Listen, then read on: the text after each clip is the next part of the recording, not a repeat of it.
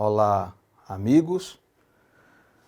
Eu sou o professor João, da Escola Luiz Augusto Crispim, e hoje estou aqui para desenvolver algumas ideias sobre o processo de abolição da escravidão no Brasil. Antes de falar da abolição da escravidão propriamente dita, nós pretendemos, vamos fazer isso agora, falar um pouco sobre o que foi a escravidão. A escravidão, ela existe desde muitos tempos. Os egípcios antigos, por volta de 3000 a.C., já praticavam a escravidão. Os povos da Mesopotâmia, os povos do Iraque, também praticavam a escravidão. E mais para trás, o homem da caverna, os homens da caverna, já tinham o hábito de escravizar os que eram vencidos nas lutas, vencidos nas guerras. A escravidão, ela é tão antiga na história da humanidade que é, inclusive, citada no Antigo Testamento, em momentos muito anteriores ao nascimento de nosso Senhor Jesus Cristo, né? É uma coisa antiga. A civilização grega foi uma das maiores, uma das mais belas do mundo. Viveu sob o trabalho escravo. A civilização romana, os romanos conquistaram quase tudo no mundo. Quase todas as civilizações eles dominaram. E quem produzia a riqueza de Roma era exatamente o escravo.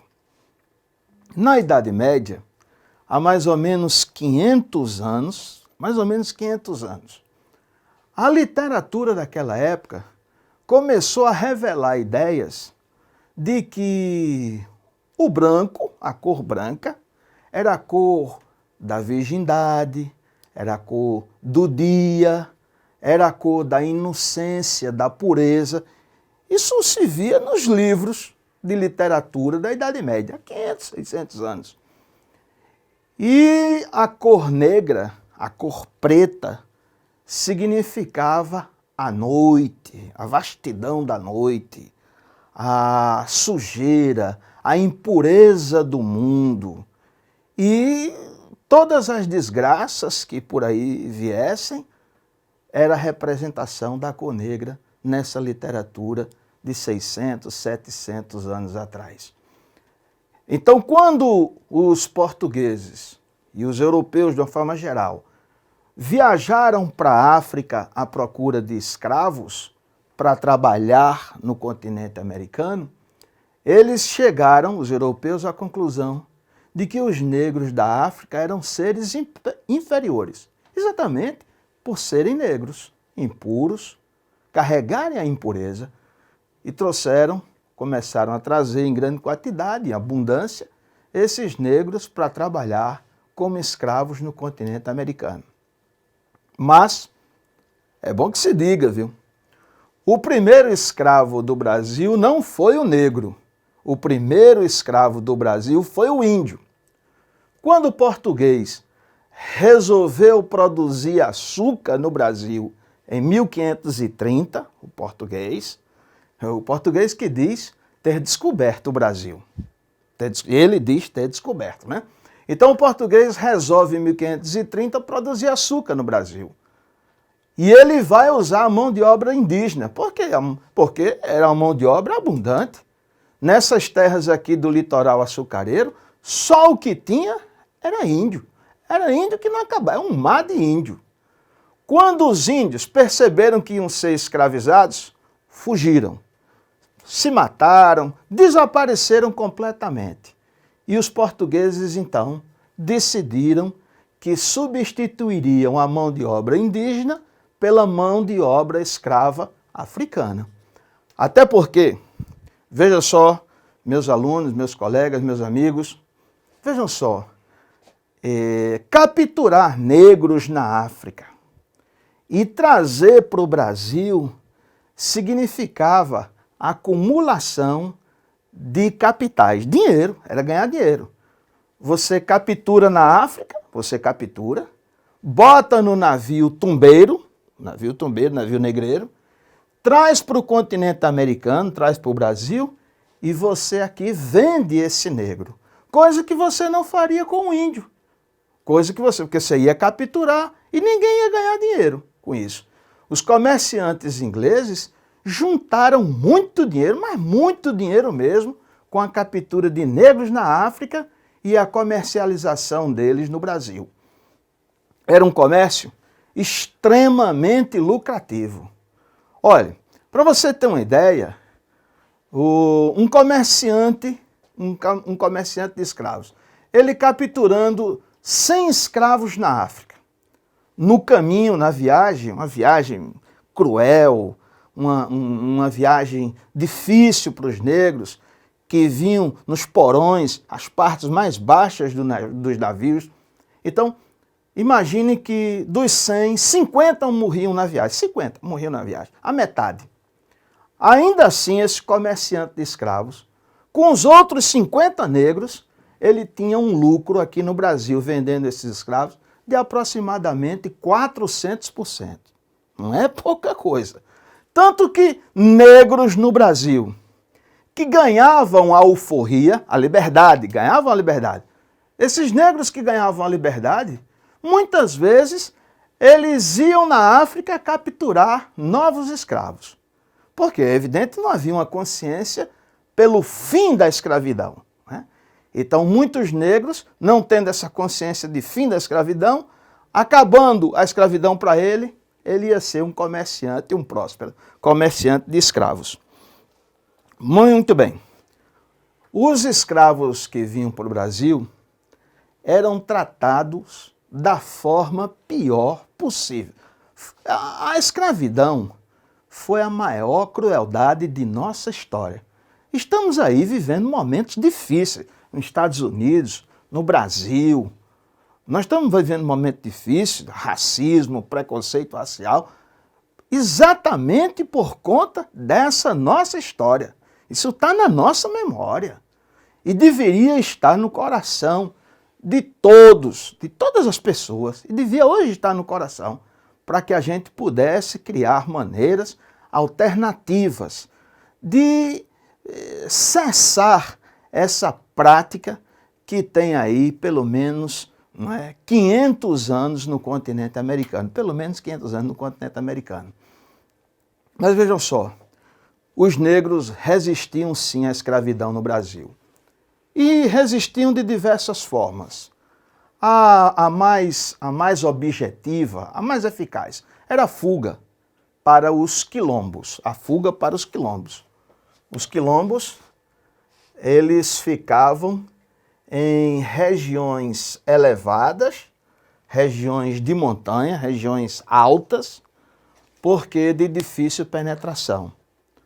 Os negros sabiam que tinham que fugir para um local de difícil acesso, já que os brancos iam em sua busca, tentando recapturá-los e trazê-los de volta ao seu trabalho. Então, os negros podiam fugir para os quilombos, se refugiar. Os negros podiam se matar, às vezes se matavam. Isso era muito comum entre os negros que vinham de uma região da África onde havia forte influência do islamismo. E eles acreditavam na vida após a morte. Acreditando na vida após a morte, diante de uma vida cruel daquela, ele se matava para estar com Deus. Tem alguma lógica nisso aí. Outra forma era o aborto. As mulheres negras não queriam para os seus rebentos, seus filhinhos, a vida que ela tinha. Se matavam, essas mulheres negras. Outra forma de resistir à escravidão era a capoeira, uma luta, uma arte, e que leva normalmente à morte. Um negro, quando encontrava com um branco, não era tão fácil. O branco era sempre muito cuidadoso com isso, que tinha um inimigo ali. Mas quando o negro se encontrava com o branco e que sabia lutar capoeira, uma pesada que ele desse no pescoço do branco, podia mandar para o trauma brincando, que não tinha muita saída não, apesar, né, de toda a eficácia da medicina do trauma. Então, tirando aí um pouco a brincadeira, mas a capoeira, eu digo sempre, eu mostro sempre aos meus alunos, a vocês em sala de aula, que a capoeira é um jogo mortal. Jiu-jitsu, karatê, taekwondo, judô, você se abraça, se agarra, cai os dois no chão, as duas, e lá. A capoeira não. Você passa a perna, o cara já tirou o pescoço. Porque se o pescoço ficar, já era. Era uma das formas de resistir à escravidão, de resistência à escravidão. O Brasil, o tempo, à medida que o tempo foi passando, o Brasil sofreu muitas pressões da Inglaterra. A partir do século XVIII, a Inglaterra era o país mais rico e mais industrializado do mundo. E a Inglaterra não queria mais a escravidão. Por quê? Por que a Inglaterra não queria mais escravidão? Porque escravo não ganha dinheiro. Logo, não podia comprar o produto inglês, desenvolvido, industrializado. Então a Inglaterra manda quem pode e obedece quem tem juízo. A Inglaterra começou a pressionar os países onde havia escravidão para que abolissem a escravidão. E o Brasil, então, teve que seguir essas determinações obedientemente na Inglaterra. Devagarzinho, botei aqui, ó, de forma lenta, de forma gradual, lenta porque devagar, gradual porque em partes, olha aqui as partes, né? O Brasil, então, vai abolir a escravidão. Vejam só, o Brasil, os brasileiros também, chegavam à conclusão de que não era, no século XVIII, não era mais civilidade, não era expressão característica de civilidade, existir escravidão. Como é que nós queremos ser civilizados e praticamos a escravidão? Depois veio a Guerra do Paraguai, em 1865. 1865, 1870. O Brasil venceu a guerra, graças aos negros que foram e os brancos que não foram, porque não tiveram coragem de ir. E os negros, né, foram em seus lugares. Então, pela civilidade que o Brasil queria inaugurar, pela gratidão dos militares brasileiros aos negros durante a Guerra do Paraguai, que nós vencemos, pelas pressões inglesas, enfim, começava o processo de abolição da escravidão no Brasil. Repito, de forma lenta, de forma muito gradual.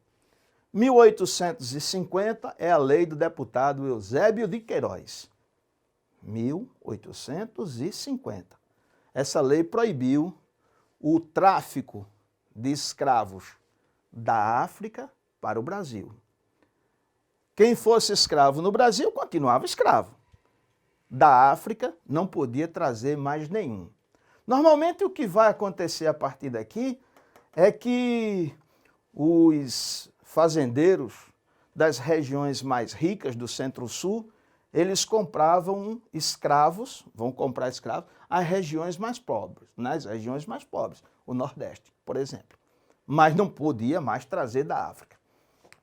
Em 1871, vem a lei do ventre livre, que é a lei do ventre livre. O menino nasceu, a menina nasceu e está livre da escravidão, mas só quando completasse 8 anos de idade. Imagina só. Isso é lei, o povo diz muito isso, né, os historiadores. É lei para inglês ver.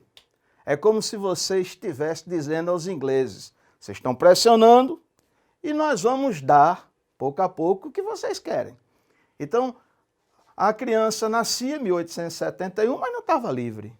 Ela só ficava livre, de fato, aos 8 anos, e se o pai, os pais, escravos, tivesse dinheiro para comprar a liberdade. Ou aos 8 anos, o pai não comprou a liberdade, continuava escravo, mesmo com a lei do ventre livre, continuava escravo até completar 21 anos de idade. A lei do ventre livre. Não se via muito, porque eles terminavam permanecendo como escravos até 21 anos de idade. Em seguida, a lei dos sexagenários. Essa lei, mais uma, para inglês ver. Nessa lei, o escravo precisava completar 65 anos para ganhar a escravidão. Imagina só, o cara ex-escravo, 65 anos, estava livre, saía da senzala onde eles moravam, ia para onde? Quem é que ia dar emprego a um homem desse? Uma mulher, um homem? Quem ia dar emprego? Outra coisa, quantos escravos, trabalhando cruelmente como eles trabalhavam, dolorosamente, como é que eles iam conseguir chegar aos 65 anos e obter a liberdade? História para boi dormir, como dizem por aí, né? Então, eram leis para o inglês ver. Por fim, a Lei Áurea de 1888, a Princesa Isabel. Tem muita gente que acha que a primeira mulher a governar o Brasil foi Dilma. Não foi. A primeira mulher que governou o Brasil foi a Princesa Isabel. E ela assinou a Lei Áurea. Áurea, Lei Áurea, quer dizer áurea, liberdade. Luz, luz, luz, liberdade. Você está na escuridão, acende uma luz e é a liberdade. Então a Lei Áurea, assinada pela Princesa Isabel, aboliu, em 13 de maio de 1888, definitivamente a escravidão. Embora os grupos negros organizados no Brasil, eles preferem comemorar 20 de novembro, Dia da Consciência Negra. Dia da Consciência Negra. Em 2003, o presidente Lula, ele criou uma lei e nessa lei ele obriga as escolas públicas e particulares, essa lei é de 2003, o início do governo de Lula, obriga as escolas públicas e particulares a estudarem com seus alunos do médio e do fundamental a história da África e dos africanos no Brasil. E essa lei também cria o Dia da Consciência Negra, dando feriado em alguns lugares do país. Por que Dia da Consciência Negra?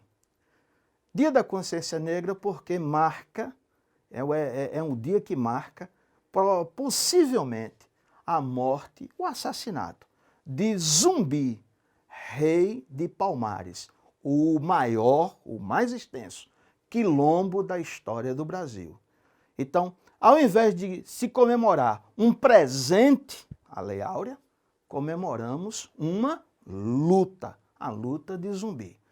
Então, os movimentos negros organizados, eles preferem comemorar o Dia da Consciência Negra, a morte de Zumbi, que é o 20 de novembro. Nos dias atuais, apesar da escravidão ter sido extinta, os negros permanecem marginalizados em nossa sociedade. E para concluir aqui, rapidamente concluir, por que os negros permanecem marginalizados na sociedade? Na sociedade brasileira, principalmente, as coisas aqui são mais terríveis do que nos Estados Unidos. Nos últimos dias eu vi em favelas do Rio, em São Paulo, Paraisópolis, negros que foram assassinados e ninguém saiu às ruas para fazer protesto. Nos Estados Unidos tivemos um longo protesto, né? Então, parece a coisa aqui pior. Por que os negros permanecem marginalizados em nossa sociedade? Porque quando eles eram escravos, não tiveram tempo para estudar e se qualificar. E quando eles deixaram de ser escravos, não tinha escolas para eles. Então eles tiveram que ser amparados nas periferias, nas favelas e, muito mais recentemente, nas penitenciárias. É só fazer uma visita e você vai perceber rapidamente. A grande maioria dos moradores de nossas penitenciárias, nossas casas, são negros, marginalizados porque não têm as oportunidades, as mesmas oportunidades que os brancos têm, sempre tiveram em nossa sociedade. Para ter uma ideia, e a gente finalizar aqui, de vez mesmo, para você ter uma ideia, um branco ganha na sociedade brasileira 2 vezes mais do que um negro em média. O negro ganha R$ 940, o branco ganha 2 vezes isso, em média 2 vezes isso. Então, é uma sociedade que marginaliza o negro, fruto, produto, resultado exatamente de 350 anos mais ou menos de escravidão no Brasil. Para vocês, um grande abraço, até mais.